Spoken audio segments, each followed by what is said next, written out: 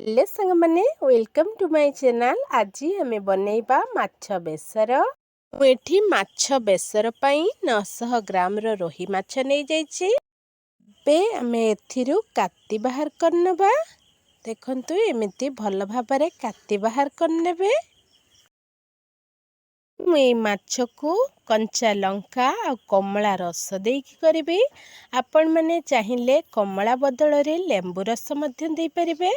एटा जदि कमला रस किंबा लेंबू रस दिया जायकी हेउछि तेबे खाइबा पई बहुत टेस्टी लागिबो। एबे हमर माछरू काटी भल भाबरे छाड़ी जाइछि।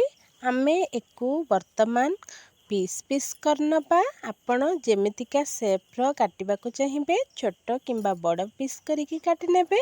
एबे आमे माछटी को काटि नबा। सेथिरे थिबा एमिति पित्त सबु बाहर करनबा। एगुड़ाक बाहर करनेबे नहेले खाइला बेले पिता लागिबो। एटा गोटे फुटका टाइप रो बाहरछि सेटा भी बाहर करनबा। नहेले माछ भाजिला बेले एटा फुटिबो।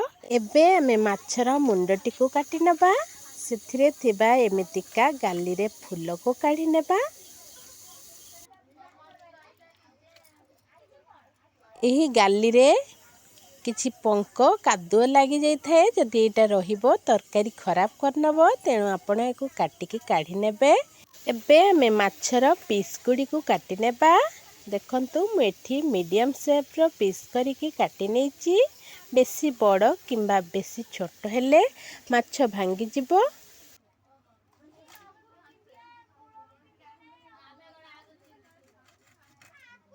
एठी आमे सबु तक माछ भल भाबरे काटि नेइचु। देखंतु एबे आमे माछ पीस गुडी को भल भाबरे धोई नेबा।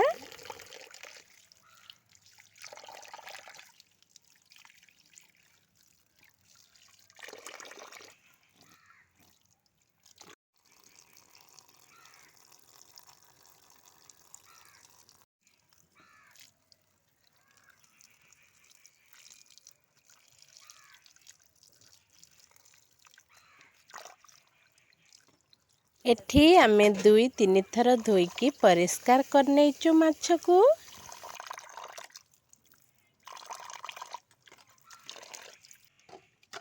एठी हमर माछ भल भाबरे धुआ हे जाइछि। आमे एथिरे पकेइबा हळदी गुंड आ लूण ताको भल भाबरे गोळेइ नेबा। एबे आमे कड़ेई गरम करिबा। सेथिरे पकेइबा सोरिष तेल। तेल गरम हवा पई छाड़ी देबा। तेल गरम हे आसलानी आमे एबे माछ को देकी भाजी नेबा।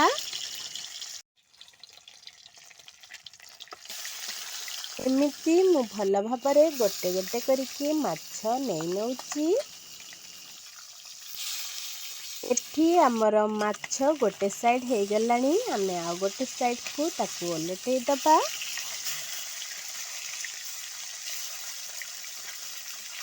एठी मोर माछ दुई पट साइड भल भाबरे भाजी हे गलानी। आमे एकु काढी नबा। आउ किछि माछ देकी भाजी नेबा।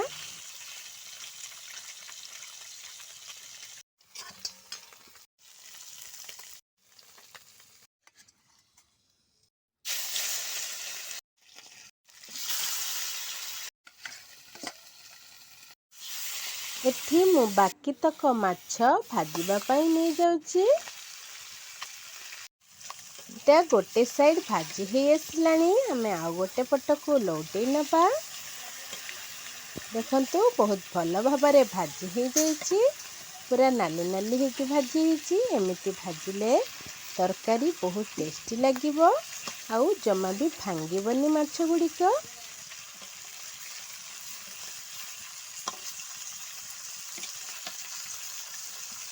आपण माने जेतेबेले माछ भाजुचंती से छोट माछ हो कि बड़ माछ सबु बेले कड़ेई को टिके भल किनी ततेई की भाजिबे।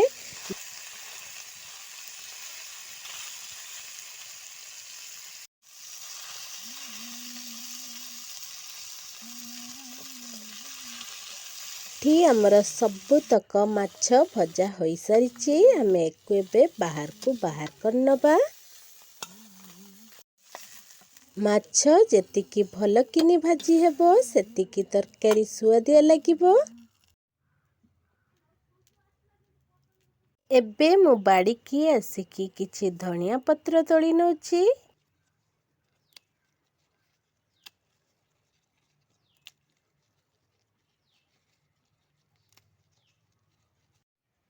ଏବେ ଆମ ଗଛରୁ ତୋଳି ନେବା କମଳା। ଏଠି ମୁଁ ମସଲା ପାଇଁ ଗୋଟେ ଗିନାରେ ଧଳା ସୋରିଷ, ତା ସହିତ କଳା ସୋରିଷ ଆଉ ସେଥିରେ କିଛି ଜିରା ଆଉ ଗୋଟେ ରସୁଣକୁ କୋଲା କରିକି ଏମିତି ଛଡ଼େଇକି ନେଇଯାଇଛି। ଆମେ ୟାକୁ ଏବେ ଗ୍ରାଇଣ୍ଡର ଜାରରେ ଦେବା। ସେଥିରେ ଦେବା କଞ୍ଚା ଲଙ୍କା ଆଉ ଗୋଟେ କଟା ଟମାଟୋ। ୟାକୁ ଏବେ ଆମେ ଗ୍ରାଇଣ୍ଡ କରିନେବା। ଏବେ ଆମେ କାଟିକି ରଖିଥିବା କମଳାକୁ ଏମିତି ଚିପୁଡ଼ିକି ରସ ବାହାର କରିନେବା।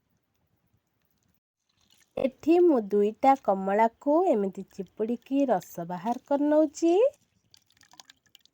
ଏବେ ଆମେ କଡ଼େଇରେ ତେଲ ନେଇକି ସେଥିରେ ମସଲା ପକାଇବା ଆଉ ତାକୁ ଭଲ ଭାବରେ ଜାରି ନେବା।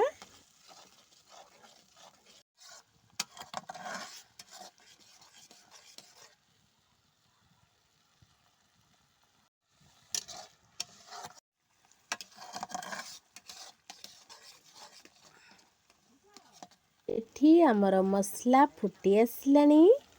ଏବେ ଆମେ ୟାକୁ ଆଉ ଟିକେ ଭାଜି ହେବା ପାଇଁ ଛାଡ଼ିଦେବା। ଏଇଠି ଆମର ମସଲା ଭଲକିନି ଜରି ଯାଇଛି। ଆମେ କାଢ଼ିକି ରଖିଥିବା କମଳା ରସକୁ ବର୍ତ୍ତମାନ ଏଥିରେ ଆଡ଼୍ କରିନେବା ଆଉ କିଛି ପାଣି ମଧ୍ୟ ଆଡ଼୍ କରିନେବା।